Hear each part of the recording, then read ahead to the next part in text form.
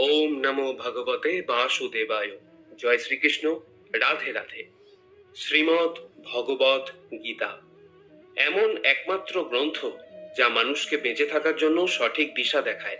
ভগবত গীতা জীবনে ধর্ম, কর্ম এবং প্রেমের পাঠ শেখায়। ভগবত গীতার জ্ঞান মানব জীবন এবং জীবনের পরবর্তী জীবনের জন্য উপযোগী মনে করা হয়।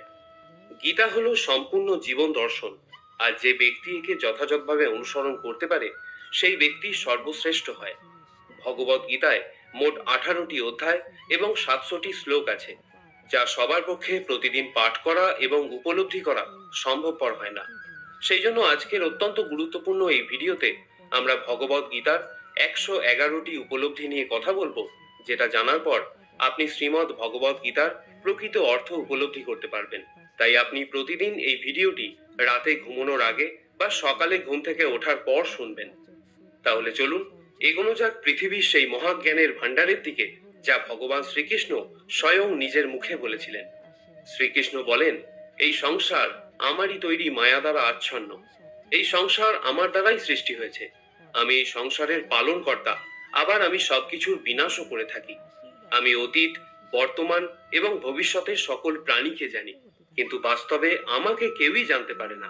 ভগবান বলেন, যেমন প্রকাশের জ্যোতি অন্ধকারেও ঝলমল করে, একই রকম ভাবে সত্যও ঝলমল করে। এই জন্য মনুষ্যকে সর্বদা সত্যের পথেই থাকা উচিত। মৃত্যু হলো একটি অটল সত্য, যাকে কখনোই পরিবর্তন করা সম্ভব নয়। যখন থেকে এই সংসারে নির্মাণ হয়েছে, তখন থেকেই জন্ম ও মৃত্যুর চক্র ঘুরে চলেছে। যেভাবে মনুষ্য তার পুরাতন বস্ত্র পরিত্যাগ করে নতুন বস্ত্র পরিধান করে, একই রকম ভাবে আত্মাও পুরাতন জীর্ণ শরীর পরিত্যাগ করে নতুন শরীর ধারণ করে। এটাই হলো প্রকৃতির নিয়ম। এই কঠিন সত্যকে মেনে নিয়ে ভয়মুক্ত হয়ে বর্তমানেই বাঁচা উচিত। নিজের মনের ভেতর থেকে খারাপ গুণগুলিকে পরিত্যাগ করার কথা বলা হয়েছে ভগবত গীতায়। বলা হয়েছে, দম্ভ দর্পভিমানশ্চ ক্রোধ পারুষ্যমেব চ অজ্ঞানম চাভিজাতস্য পার্থ সম্পদমাসুরীম। অহংকার, রাগ, কঠোর বাণী এবং অজ্ঞানতা, এইসব থেকে মনুষ্যকে দূরে থাকা উচিত। সৎ গুণগুলিকে নিজের জীবনে ধারণ করা উচিত। এর ফলে জীবনে পরম শান্তির অনুভূতি হয়। শ্রীকৃষ্ণ আরো বললেন, ন হি জ্ঞানেন সদৃশং পবিত্রমিহ বিদ্যতে। অর্থাৎ এই সংসারে জ্ঞানের মতো পবিত্র আর কোনো কিছুই হতে পারে না। শ্রদ্ধাবান লভতে জ্ঞানম, অর্থাৎ জ্ঞানের প্রতি জিজ্ঞাসা থাকলেই জ্ঞান লাভ করা যায়। জ্ঞানম লব্ধা পরাং শান্তিম অচিরেনাধিগচ্ছতি। জীবনে শান্তি লাভ করার জন্য সাধনা নয়, বরং জ্ঞানের প্রয়োজন হয়। তিনি সমগ্র মানব জাতিকে উদ্দেশ্য করে অর্জুনকে বলেছিলেন, যদি মনকে বশে না করতে পারো, তাহলে সেই মন তোমার চরম শত্রু হয়ে উঠবে। যদি সফল হতে চাও, তাহলে ভয়কে জয় করো। অর্জুন যখন কৌরবদের বিরুদ্ধে যুদ্ধ করতে রাজি হলেন না, তখন ভগবান শ্রীকৃষ্ণ তাকে বললেন, হত বৈ প্রপয়সী স্বর্গম জিত্বা বভক্ষ সেই মহিমা তসমাৎ উত্তিষ্ঠা কৌন্তেয়া যুদ্ধয়া কৃত নিশ্চয়। হে অর্জুন, তুমি নির্ভয়ে যুদ্ধ করো। নিহত হলে স্বর্গ পাবে, আর জিতলে পৃথিবী শাসন করবে। তাই যে কোনো কাজে সফলতা পেতে হলে মন থেকে ভয়কে দূর করতে হবে। কর্মফল নিয়ে পরমেশ্বর ভগবান গীতায় বলেছেন, কর্মণ্যেবাধিকারস্তে মা ফলেষু কদাচনা। গীতার এই শ্লোকে ফলের আকাঙ্ক্ষা ব্যতীত কর্মের আদি ক্ষেত্রের ওপর জোর দেওয়া হয়েছে। আপনি যদি কোনো কাজে সাফল্য চান, তবে কর্মে মনোযোগ দিন। তবেই আপনি বিভ্রান্তি ছাড়া কর্ম করতে সক্ষম হবেন। গীতায় বলা হয়েছে, ফল কামনা করে কর্ম করলে কর্মের দিকে কম আর ফলের দিকে বেশি মনোযোগ থাকে। যতক্ষণ না তুমি নিজের কাছে হেরে যাচ্ছ, ততক্ষণ এই পৃথিবীর কেউ তোমাকে হারাতে পারবে না। দুর্বল তুমি নয়, দুর্বল তোমার সময়, আর সময় প্রত্যেকের পরিবর্তন হয়। যারা প্রকৃত জ্ঞানী ব্যক্তি, তারা না তো মৃত ব্যক্তির জন্য শোক করেন, না তো তাদের জন্য শোক করেন যারা জীবিত আছেন। কারণ তিনি জানেন, যে মারা গেছে সে আবার জন্ম নেবে, আর যে জীবিত আছে সেও একদিন নিশ্চয়ই মারা যাবে। ভগবান শ্রীকৃষ্ণ বলেন, মনের শান্তির থেকে বড় সম্পদ এই পৃথিবীতে আর কোনো কিছুই নেই। যে ব্যক্তি নিজের মনকে শান্ত রাখতে শিখে গেছে, তার থেকে বড় ধনী এই সংসারে আর কোথাও নেই। সময় কখনো মানুষের তৈরি পথে চলে না, মানুষকেই সময়ের তৈরি পথে চলতে হয়। একেই তো নিয়তি বলে। জীবন তখন কঠিন মনে হয় যখন আমরা নিজেকে পরিবর্তন করার পরিবর্তে পরিস্থিতিকে পরিবর্তন করার চেষ্টা করি। কর্মই হলো সব থেকে বড় ধর্ম। ভগবান শ্রীকৃষ্ণ গীতায় অর্জুনকে উপদেশ দিতে গিয়ে বলেছেন, মনুষ্য কর্ম করার জন্যই পৃথিবীতে জন্ম নেয়, আর কর্ম না করে কেউ ক্ষণকালও থাকতে পারে না। পরিণামের কথা চিন্তা না করে মানুষকে নিজের কর্তব্য পালন করে যাওয়া উচিত। ক্রোধ মানুষকে নরকে টেনে নিয়ে যায়। ক্রোধ করার জন্য মানুষের মন অশান্ত হয়ে পড়ে, আবেগের বশবর্তী হয়ে তখন সে নিজেরই ক্ষতি করে। ভগবান শ্রীকৃষ্ণ বলেন, মনুষ্যকে ক্রোধ এড়িয়ে চলতে হবে। যতই রাগ হোক না কেন, নিজেকে নিয়ন্ত্রণ করার প্রচেষ্টা করতে হবে। এই সংসারে আজ যা তোমার আছে, গতকাল তা অন্য কারো ছিল, আগামীকাল তা অন্য কারো হয়ে যাবে। তুমি এই পৃথিবীতে খালি হাতেই এসেছো, আর তোমাকে খালি হাতেই এখান থেকে ফিরে যেতে হবে। মনের ওপর নিয়ন্ত্রণ রাখা অত্যন্ত জরুরি। মানুষের মন বায়ুর মতো চঞ্চল হয়ে থাকে। এই মনের জন্যই মানুষ কাম বাসনার প্রতি আকৃষ্ট হয়ে নিজের লক্ষ্য থেকে ভ্রষ্ট হয়ে যায়। যদি জীবনে সফলতা পেতে হয়, তাহলে মনের ওপর নিয়ন্ত্রণ পাওয়া খুবই জরুরি। মনকে নিজের বশে করতে পারলে মস্তিষ্কে শক্তি কেন্দ্রীভূত হয় এবং তার জন্য কাজে সফলতা পাওয়ার সম্ভাবনা বৃদ্ধি পায়। গীতা আমাদের শেখায়, যে ব্যক্তি নিজের মনের ওপর নিয়ন্ত্রণ লাভ করেছে, তার মনে অপ্রয়োজনীয় চিন্তাভাবনা এবং কামনা বাসনা প্রবেশ করতে পারে না। সে অকারণ ইচ্ছা থেকেও নিজেকে দূরে রাখতে পারে, আর তার সাথে ব্যক্তি নিজের লক্ষ্যকেও খুব সহজেই জয় করে নিতে পারে। সদা সন্দেহকারী ব্যক্তি না তো এই জীবনে শান্তি পায়, না তো অন্য জীবনে। আর সেজন্যই তুমি সন্দেহের প্রবণতা থেকে দূরে থাকো। অধিক সন্দেহ করলে মনের সমস্ত শান্তি নষ্ট হয়ে যায়, আর ব্যক্তি ভ্রমের বশবর্তী হয়ে আপনজনদের সঙ্গে সব সম্পর্ক নষ্ট করে ফেলে। শরীরের সৌন্দর্য মনকে আকর্ষিত করে, কিন্তু স্বভাবের সৌন্দর্য হৃদয়কে আকর্ষণ করে। সেই জন্যই মনুষ্যের স্বভাব সর্বদা নির্মল হওয়া উচিত। কে কি করছে, কেন করছে এবং কিভাবে করছে, এসব থেকে যত দূরে থাকবে, ততই তুমি সুখে থাকবে। জীবনে আমরা কতটা ঠিক এবং কতটা ভুল, এটা মাত্র দুজনই জানে। একজন হলেন পরমাত্মা এবং দ্বিতীয়জন হলো আমাদের অন্তরাত্মা। ভগবান শ্রীকৃষ্ণ বলেন, যে ব্যক্তির মধ্যে জ্ঞানের অভাব এবং ঈশ্বরে বিশ্বাসের অভাব থাকে, সেই ব্যক্তি জীবনে কখনো আনন্দ এবং সফলতা লাভ করতে পারে না। মানুষের দুঃখের প্রধান কারণই হলো তার মোহ। যে যত বেশি মোহ করবে, সে তত বেশি দুঃখ ভোগ করবে। তোমার আফসোস তোমার অতীতকে পরিবর্তন করতে পারবে না, আবার তোমার দুশ্চিন্তা তোমার ভবিষ্যৎকেও পরিবর্তন করতে পারবে না। সেই জন্যই বর্তমানের আনন্দ উপভোগ করাই সব থেকে সুখের। শ্রীকৃষ্ণ আরো বলেন, যে তোমার পাশে থাকে তুমিও তার পাশে সবসময় থেকো, আর যে তোমার সাথে প্রতারণা করে তাকে তুমি ত্যাগ করো। যে স্থানে তোমার কোনো সম্মান নেই, সেখানে কখনোই যাওয়া উচিত নয়, কারণ এটা করলে লোক তোমাকে বোকা এবং দুর্বল ভাববে। ক্রোধোদ ভবতি সম্মোহ, স্মৃতিভ্রংশ বুদ্ধি নাশ, বুদ্ধি নাশত্ব প্রাণস্যতি। গীতার এই শ্লোকটি বলে, যে কোনো কাজের সাফল্যের জন্য মনের প্রশান্তির প্রয়োজন হয়। ভগবান শ্রীকৃষ্ণ বলেন, রাগ বুদ্ধিকে ধ্বংস করে ব্যক্তিকে মূর্খ করে তোলে। একজন মূর্খ ব্যক্তি নিজেকে ধ্বংস করে। এমতাবস্থায় যে কোনো কাজের সফলতার জন্য ক্রোধ ত্যাগ করা অতি আবশ্যক। যে কখনো জীবনের সংকটে পড়েনি, সে কখনো নিজের শক্তির সম্পর্কে জানতে পারে না। যে অন্যের দুঃখকে অনুভব করতে পারে, যার মনে দয়া আছে, যারা মন থেকে শুদ্ধ, সে এই পৃথিবীর জন্ম মৃত্যু চক্র থেকে মুক্ত হয়ে যায়। ভগবত গীতার একটি বড় শিক্ষা হলো এই, যে কাউকে কিছু দিয়ে কখনো অহংকার করা উচিত নয়। কে বলতে পারে তুমি তাকে সেটা দিচ্ছ, নাকি পূর্বজন্মের ঋণ পরিশোধ করছো? যেসব ব্যক্তিরা অহংকারী হয়, তাদের বংশ, বৈভব এবং প্রতিষ্ঠা তিনটেই চলে যায়। যদি বিশ্বাস না হয়, তাহলে রাবণ, কৌরব এবং কংসকে দেখো, যারা অতিরিক্ত অহংকারের কারণে নিজেদেরকেই ধ্বংস করেছিল। যদি কাউকে বিশ্বাস করতে হয়, তাহলে তার কথায় নয়, তার ব্যবহার দেখো।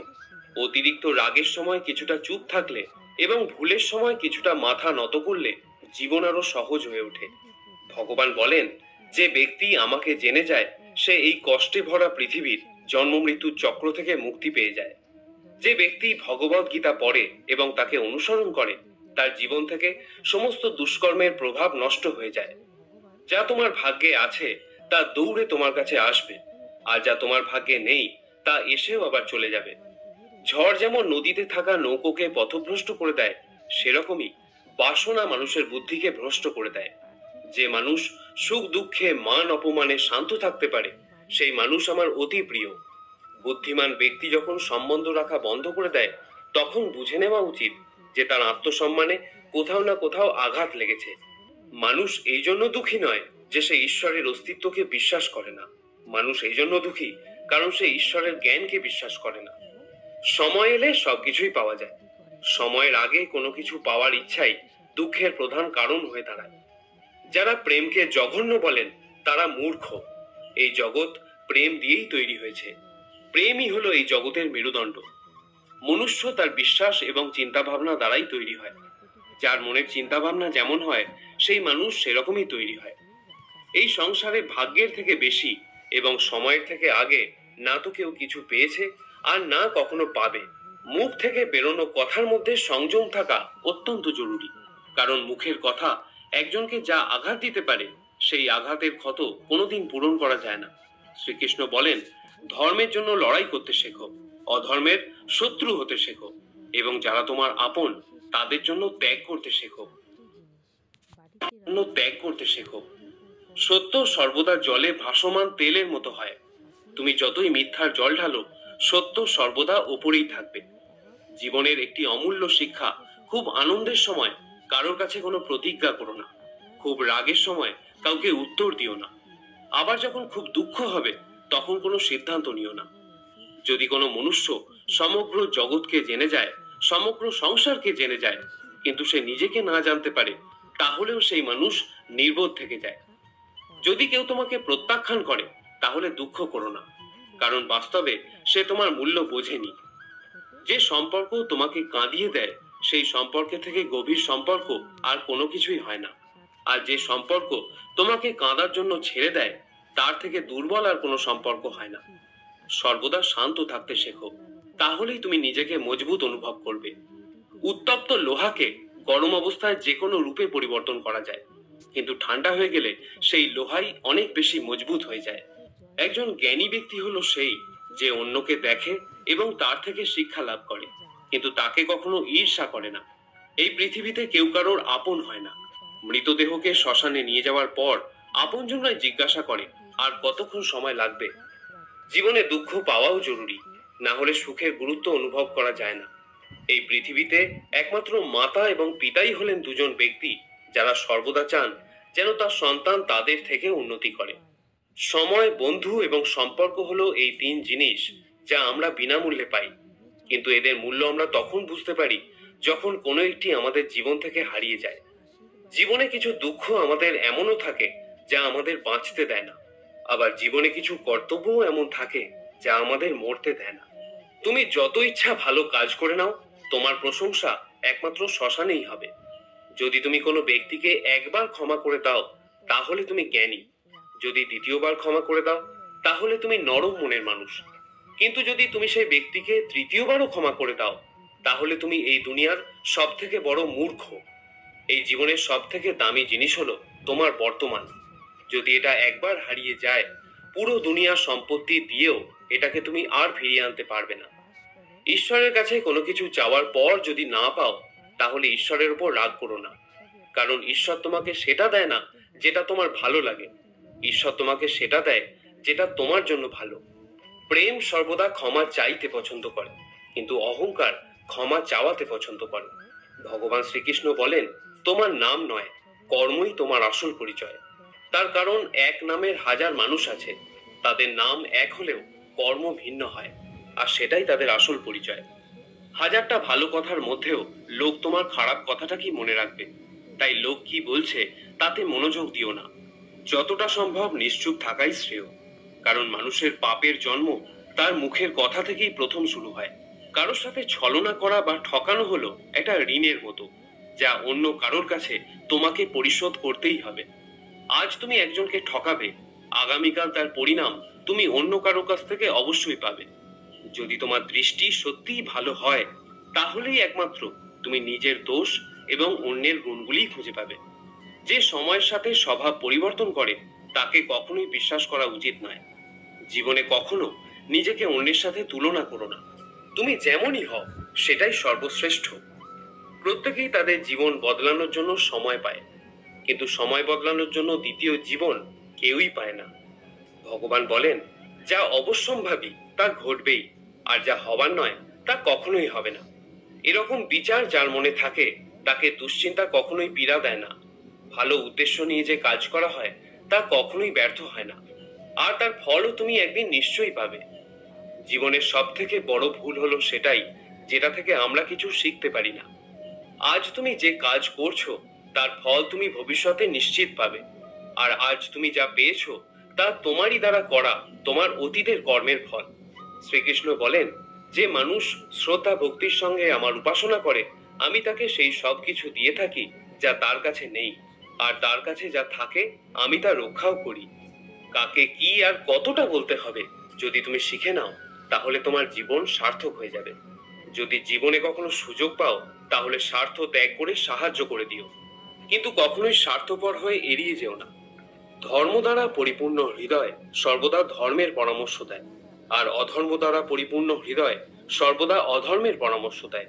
কোন রকম দুঃখ কষ্টের মধ্যে তোমাকে এই 7টি গুণ বাঁচাবে: তোমার জ্ঞান, তোমার বিনম্রতা, তোমার বুদ্ধি, তোমার ভিতরের সাহস, তোমার ভালো কর্ম, সত্য কথা বলার অভ্যাস এবং ঈশ্বরে বিশ্বাস। যখন কঠিন সময় আসে তখন ব্যক্তি একা হয়ে যায়, কিন্তু এটাও সত্য যে সেই কঠিন সময় ব্যক্তিকে আরো মজবুত করে দেয়। যে তোমাকে সম্মান দেয় তাকেও তুমি সম্মান দাও। কারো সামর্থ্য দেখে তার সামনে মাথা ঝোঁকানো ভীরুতার লক্ষণ। তোমার সামনে যত বড় কঠিন পরিস্থিতি এসে পড়ুক না কেন, একটা কাজ করবে: নিজের সবকিছু ভগবানকে সমর্পণ করে দাও। ভগবানের ওপর বিশ্বাস সেই ছোট্ট শিশুর মতো করো যাকে হাওয়াতে ছুড়ে দিলেও সে হাসতে থাকে। সে ভয় পায় না, কারণ সে জানে যে তুমি তাকে নিচে ফেলে দেবে না। ভগবান শ্রীকৃষ্ণ বলেন, তুমি মন ছোট করো না। যদি আপনজন তোমার থেকে মুখ ফিরিয়েও নেয়, আমি তোমার সাথে সবসময় থাকবো। কারোর সামনে এতটাও ঝোঁকা উচিত নয় যে সে তোমাকে নিচু শ্রেণীর লোক ভাবতে শুরু করে। মনুষ্য সর্বদা তার ভাগ্যকে দোষারোপ করে, এটা জেনেও যে ভাগ্যের থেকেও বড় হলো তার কর্ম, যেটা তার নিজের হাতেই রয়েছে। জীবনে এমন একজন থাকাও খুব জরুরি যাকে কিছু বলার জন্য ভাষার প্রয়োজন হয় না, হয়তো তাকেই পরমাত্মা বলা হয়। শ্রীকৃষ্ণ বলেছিলেন, মৃত্যুর সময় কোনো ব্যক্তি যদি আমার নাম করতে করতে দেহত্যাগ করে তাহলে সে আমার পরম ধাম প্রাপ্ত হয়। ভগবান শ্রীকৃষ্ণ অর্জুনকে বললেন, হে ভারত, প্রকৃতি আমার গর্ভাধান স্থান। আমি প্রকৃতিতে গর্ভাধান করি, আর তা থেকেই সর্বভূতের উৎপত্তি হয়। মানুষ, দেবতা ও অন্যান্য জনিতে যে সকল শরীর উৎপন্ন হয় আমি তাদের পিতা, এবং প্রকৃতি হলেন তাদের মাতা। হে মহাবাহ, সত্য, রজ এবং তম এই 3 গুণ দেহ মধ্যে আত্মাকে আবদ্ধ করে রাখে। এর মধ্যে সত্যগুণ হলো নির্মল ও নির্দোষ। এই সত্যগুণ আত্মাকে সুখ ও জ্ঞানের সঙ্গ দিয়ে আবদ্ধ করে রাখে। রজগুণ আত্মাকে রাগ, তৃষ্ণা, আসক্তি প্রভৃতি কর্মাশক্তি দ্বারা আবদ্ধ রাখে, আর তমগুণ হলো জীবের ভ্রান্তি ও অজ্ঞানতার কারণ। এই তমগুণ আমোদ, প্রমোদ, আলস্য, নিদ্রা দ্বারা আত্মাকে আবদ্ধ রাখে। যখনই সকল ইন্দ্রিয় দ্বারে জ্ঞানের প্রকাশ হয় বা নির্মল জ্ঞান উৎপন্ন হয় তখন বুঝবে সত্যগুণ বৃদ্ধি পেয়েছে। যখন লোভ লালসা প্রকাশিত হয় তখন বুঝবে রজগুণ বৃদ্ধি পেয়েছে। আর যখন মোহ ঘিরে আসে, বুদ্ধি বিপর্যয় ঘটে এবং কর্তব্যে অনীহা আসে, তখন বুঝবে তমগুণ প্রাধান্য পেয়েছে। সত্যগুণ প্রাপ্ত অবস্থায় যদি জীব দেহত্যাগ করে তবে সে স্বর্গলোক প্রাপ্ত হয়। যদি রজগুণ থাকা অবস্থায় দেহত্যাগ করে তবে পরজন্মে কর্মী হয়ে মনুষ্য জনিতে জন্মগ্রহণ করে। আর যদি তমগুণ অবস্থায় দেহত্যাগ করে তবে বোকা, পাগল অথবা অবিবেকী হয়ে এই জাতীয় বিভিন্ন জনিতে জন্মগ্রহণ করে। হে অর্জুন, আমি অব্যক্ত রূপে সমস্ত জগৎ ব্যাপিয়া আছি। সমস্ত জীব সকল আমাতেই অবস্থিত, কিন্তু আমি তাহাতে নই। ব্যাপিয়া আছি, সমস্ত জীব সকল আমাতেই অবস্থিত, কিন্তু আমি তাহাতে নই। যেমন আয়নাতে তুমি নিজের প্রতিবিম্ব দেখতে পাও, অর্থাৎ তুমি আয়নার মধ্যেই আছো, কিন্তু আয়না তোমার মধ্যে নেই। হে কৌন্তেয়, কল্পের শেষে সমস্ত জীব আমাতেই বিলীন হয়, আবার কল্পারম্ভে পুনরায় তারা আমার থেকেই নির্গত হয়। আমি নিজ প্রকৃতিকে নিজের বশে রেখে নিজ নিজ কর্ম নিমিত্তে স্বভাব অনুযায়ী জীবগণকে বারবার সৃষ্টি করে থাকি। আমার অধিষ্ঠানের জন্যই এই জগৎ প্রসব হয়, এই জন্যই জগৎ বারবার উৎপন্ন হয়। হে কৌন্তেয়, যারা অন্য দেবতায় ভক্তিযুক্ত হয়ে পূজা করে তারাও আমাকেই পূজা করে, কিন্তু তারা শাস্ত্রবিধি অমান্য করে। আমি সর্বযজ্ঞের ফলদাতা ও ভোক্তা এই তত্ত্ব জানে না বলেই তারা পুনরায় সংসারে পতিত হয়।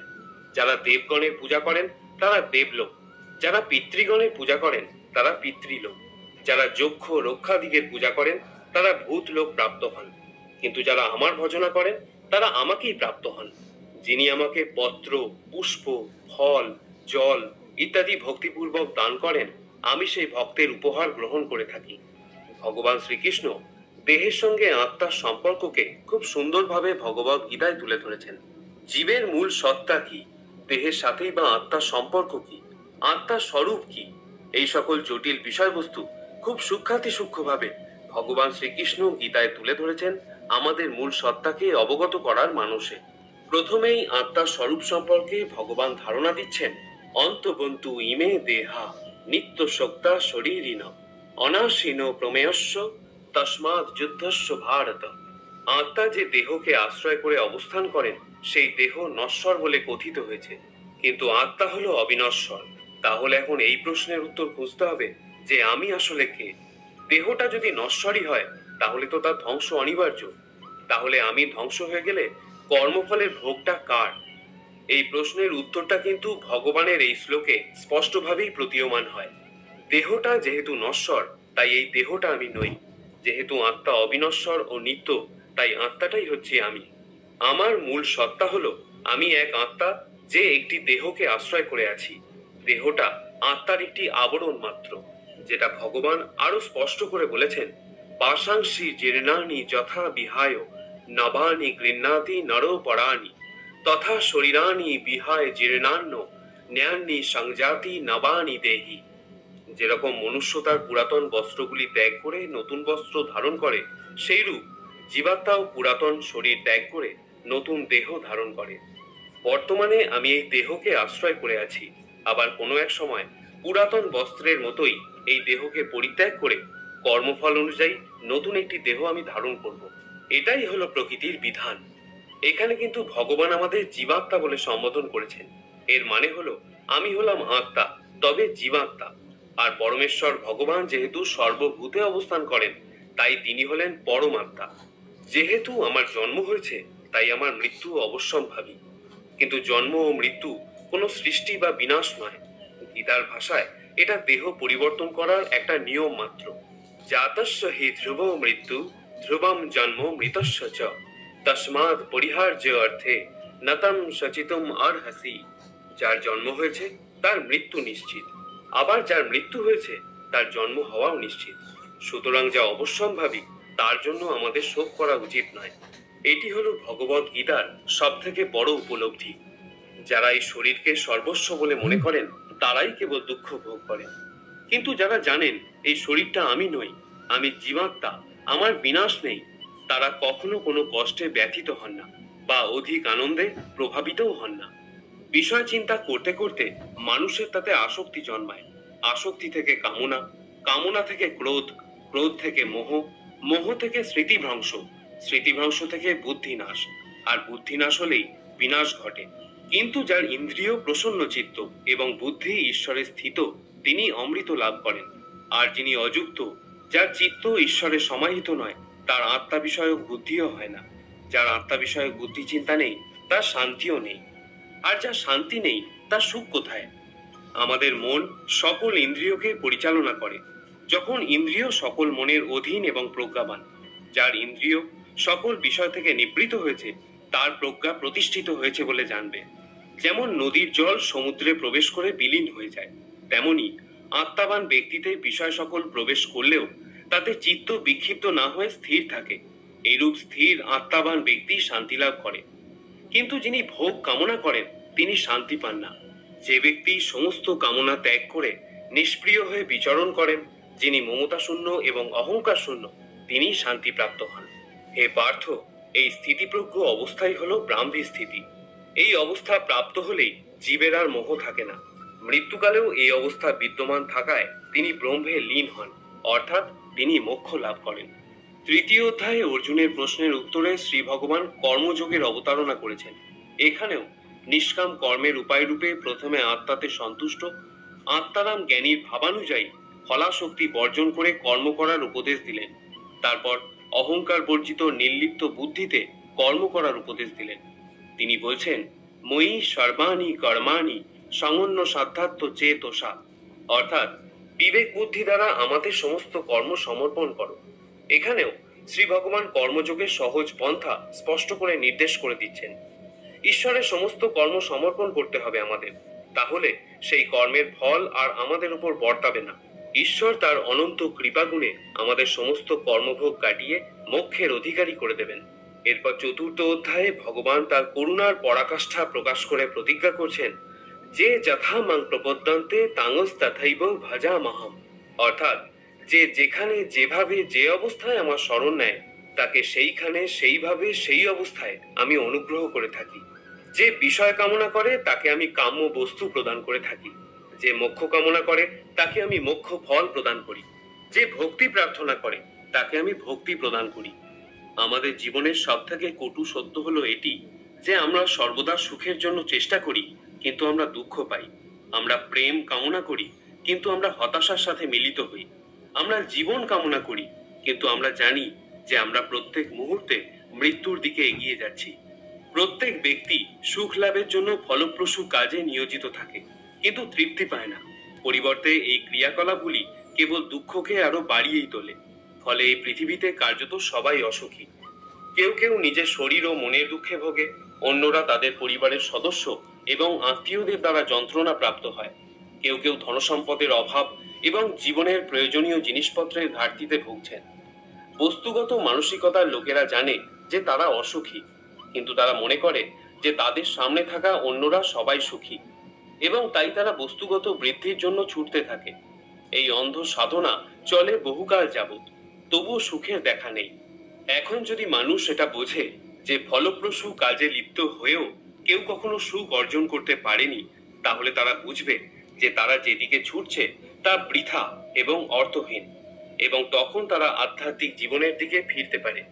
যাদের বুদ্ধি আধ্যাত্মিক জ্ঞানে স্থির হয়ে গেছে তারা বোঝে যে ভগবানই সবকিছুর পরম ভোগদাতা।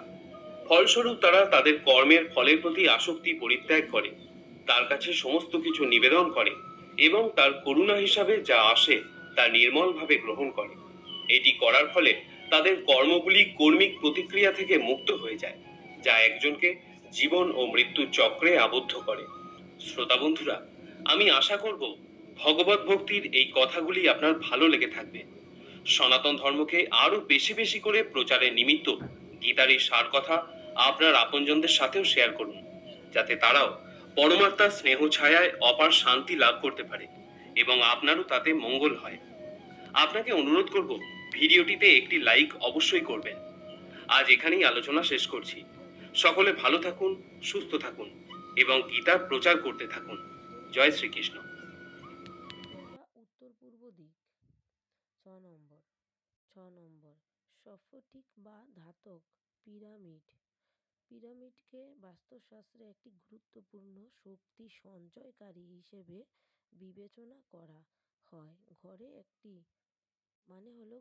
একটি ক্রিস্টাল বা ধাতব ধাতব পিরামিড পিরামিড রাখলে নেতিবাচক শক্তি দূর হয় এবং ইতিবাচক শক্তির মানে প্রভাব বজায় থাকে রাখে।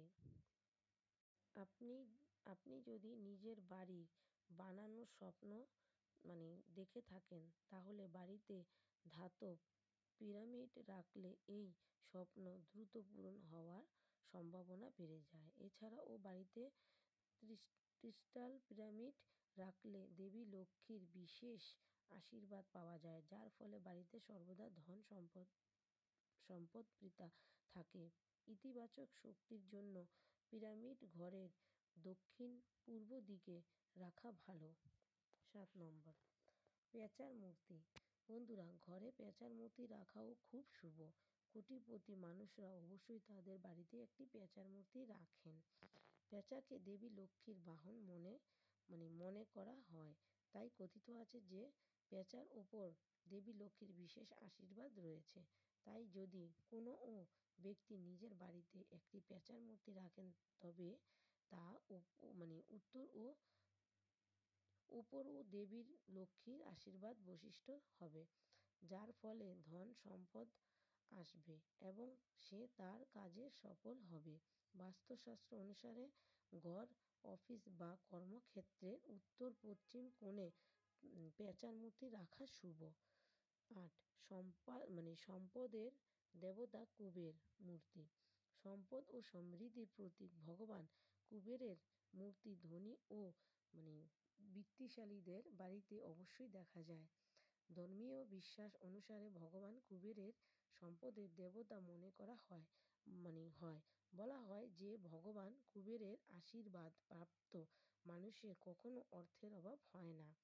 আপনার বাড়িতে ভগবান কুবেরের স্থান করলে ধন সমৃদ্ধি ও সুখ আসে এবং ব্যক্তির আর্থিক অবস্থা মজবুত থাকে। বাস্তুশাস্ত্র অনুসারে বাড়ির যে জায়গায় আপনি টাকা বা মূল্যবান জিনিসপত্র রাখেন, যেমন আলমারিতে যদি কুবেরের মূর্তি রাখা হয় তবে এটি খুব শুভ বলে মনে করা হয়। সেই স্থানে ভগবান কুবেরের মূর্তি ইতিবাচক শক্তি যোগায় বা সমৃদ্ধির বজায় রাখে এবং সম্পদ বৃদ্ধি করে। এটা বিশ্বাস করা হয় যে কুবেরের মূর্তি সঠিক দিকে ও স্থানে